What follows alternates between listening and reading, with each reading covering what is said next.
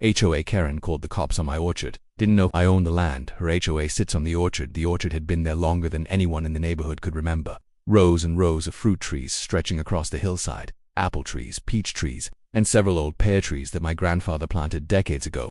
In spring, the entire place turned into a sea of white blossoms. In autumn, the branches bent under the weight of fruit.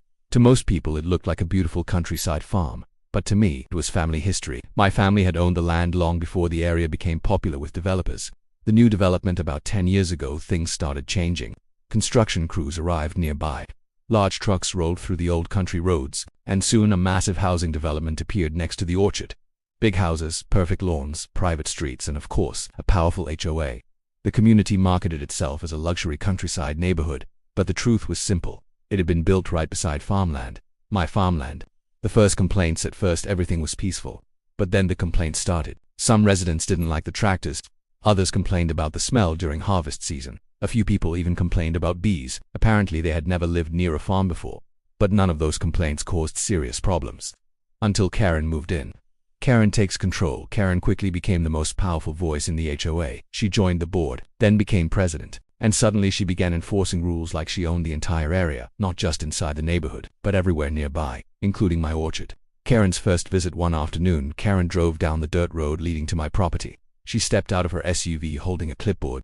I was trimming branches near the edge of the orchard when she walked up. She looked around with obvious disapproval. "These trees are creating a mess," she said. I paused and looked at her. "A mess." She pointed toward the ground. "Leaves, fallen fruit, natural things that happen in orchards." The demand. Karen explained that residents were complaining. Fruit sometimes rolled near the road, birds gathered in the trees, and apparently the orchard didn't match the visual standards of the neighborhood. Then she said something unbelievable. "You'll need to clean this up and remove the trees near the property line." I couldn't help laughing, because the orchard had been there for 50 years. Long before the houses existed. The simple truth, I explained calmly.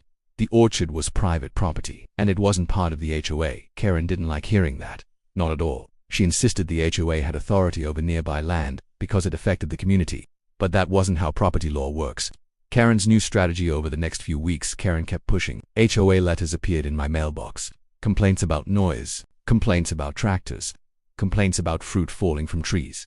None of them meant anything legally, but Karen seemed determined to force control over my land. The harvest day, late summer, is always the busiest time in the orchard. Workers move between the trees collecting fruit. Tractors carry crates toward the storage barn. It's loud, busy, and completely normal for a working farm. But that day, Karen drove past the orchard and saw the activity, and she didn't like it. The police call. About an hour later, a patrol car arrived at the entrance of the orchard. 2 officers stepped out. Karen was right behind them, pointing toward the workers, pointing toward the tractors, clearly explaining something very dramatic. When the officers approached me, I could already guess what she had told them. Karen's story. According to Karen, my farm operations were disturbing the neighborhood. She claimed the orchard was violating community rules, and she insisted that law enforcement needed to stop the activity. The officers listened carefully.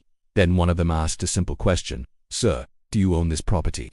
The documents. I walked to the truck and pulled out a folder. Inside were the property records, deeds, land surveys, and several documents related to the original land development in the area. The officer studied them carefully. Then he asked another question. "Do you know who originally owned the land this neighborhood was built on?" Karen answered quickly. "The development company." But that wasn't exactly correct. The history Karen didn't know. Years before the neighborhood existed, my family owned a much larger piece of land, hundreds of acres. Eventually, part of it was leased to a development company.